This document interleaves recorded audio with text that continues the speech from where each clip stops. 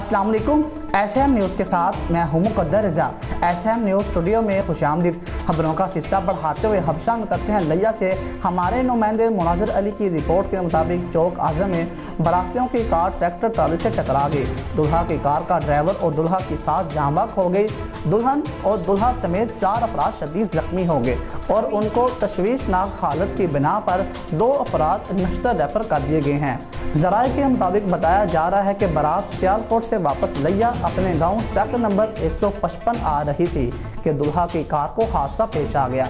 जख्मियों और जांबक अफराद का ताल्लुक अवान फैमिली से है।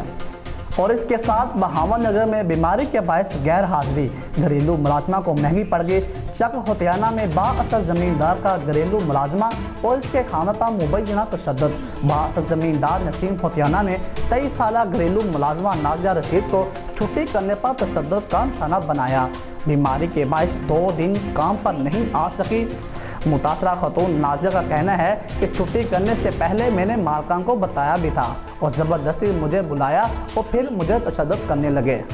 तशद्दुद के साथ साथ मेरे कपड़े भी फाड़ दिए। मेरी चीखों की आवाज़ पर मेरा खामद मेरी मदद के लिए आए तो उसे भी तशद्दुद का निशाना बनाया गया।